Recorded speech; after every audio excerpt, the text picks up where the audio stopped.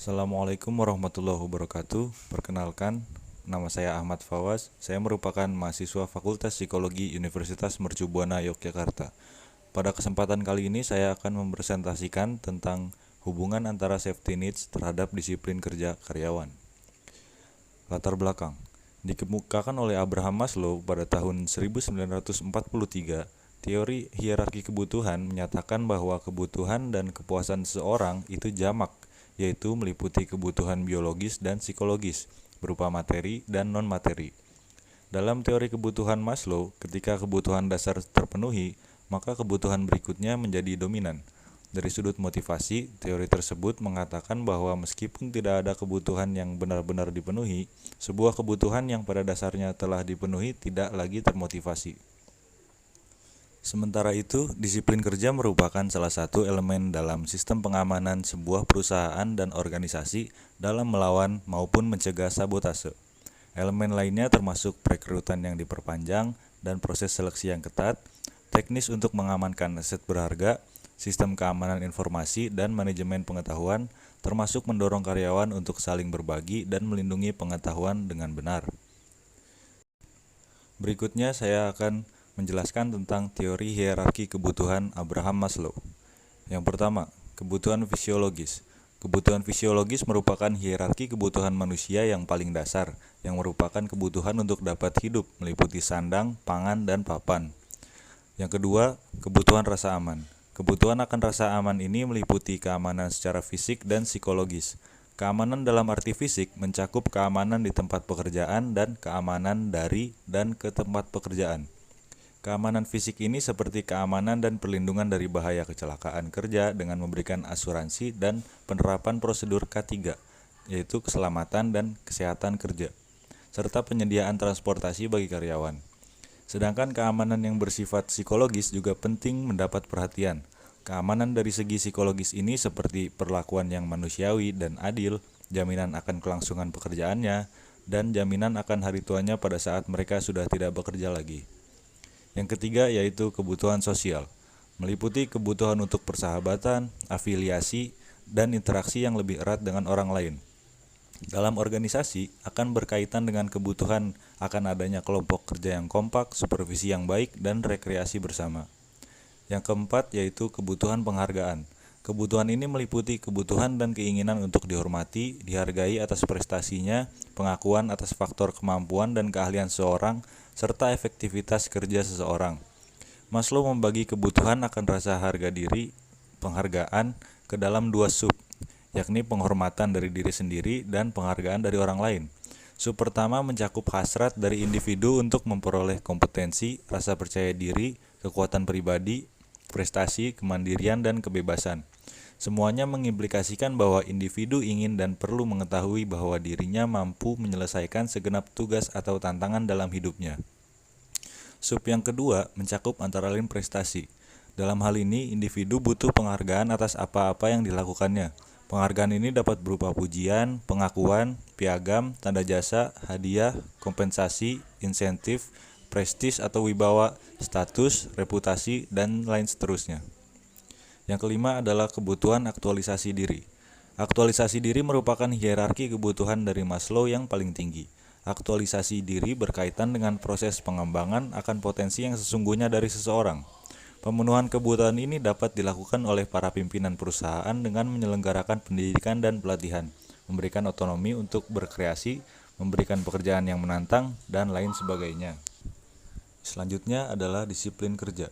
Secara etimologis, disiplin berasal dari bahasa Latin disciple yang berarti pengikut. Seiring dengan perkembangan zaman, kata tersebut mengalami perubahan menjadi disiplin yang artinya kepatuhan atau yang menyangkut tata tertib. Disiplin kerja adalah suatu sikap ketaatan seseorang terhadap aturan atau ketentuan yang berlaku dalam organisasi, yaitu menggabungkan diri dalam organisasi itu atas dasar keinsafan, bukan unsur paksaan, menurut Ursanto dalam Masyuj, tahun 2005. Disiplin merupakan bentuk pengendalian diri dari karyawan dan pelaksanaan yang teratur dan menunjukkan tingkat kesungguhan tim kerja dalam sebuah organisasi.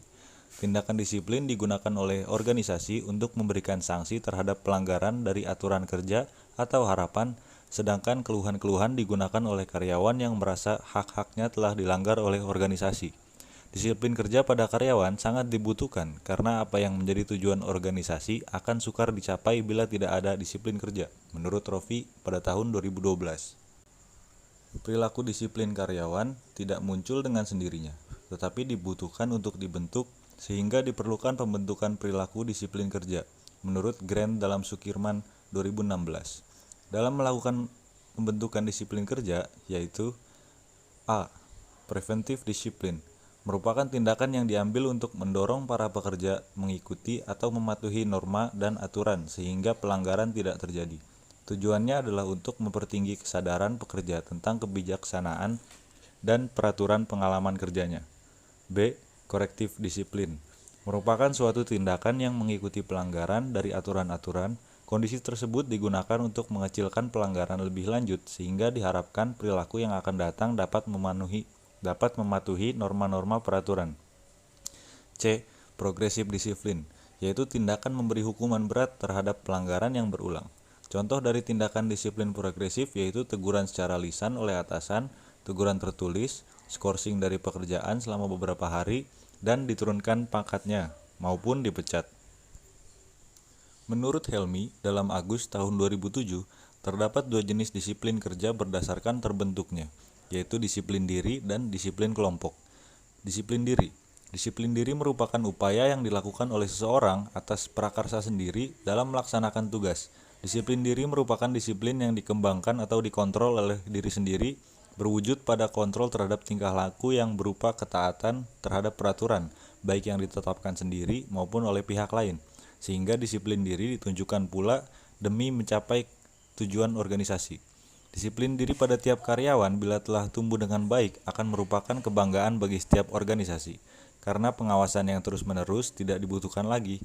Melalui disiplin diri, karyawan merasa bertanggung jawab dan dapat mengatur diri sendiri untuk kepentingan organisasi. Yang kedua, yaitu disiplin kelompok. Disiplin kelompok akan tercapai jika disiplin diri telah tumbuh dalam diri karyawan. Artinya, kelompok akan menghasilkan pekerjaan yang optimal jika masing-masing anggotanya dapat memberikan andil yang sesuai dengan hak dan tanggung jawabnya. Karyawan juga dituntut untuk mampu mengatur sikap dan perilaku yang sesuai dengan peraturan kerja, sehingga hal ini menjadi sarana untuk mempertahankan eksistensi organisasi. Disiplin kerja dapat pula terbentuk bila karyawan benar-benar mampu mempunyai semangat kerja yang tinggi. Yang terakhir adalah faktor yang mempengaruhi disiplin kerja. Menurut Singodimejo dalam Sutrisno tahun 2016, faktor yang mempengaruhi disiplin kerja yaitu 1. Besar kecilnya pemberian atau kompensasi. 2. Ada atau tidaknya keteladanan pimpinan dalam perusahaan. Yang ketiga, ada atau tidaknya peraturan pasti yang dapat dijadikan pegangan. Yang keempat, keberanian pimpinan dalam mengambil tindakan. Yang kelima, ada atau tidaknya pengawasan pimpinan. Yang keenam, ada atau tidaknya perhatian kepada para karyawan. Yang ketujuh, diciptakan kebiasaan-kebiasaan yang mendukung tegaknya disiplin. Sekian presentasi dari saya akhiri. Wassalamualaikum warahmatullahi wabarakatuh.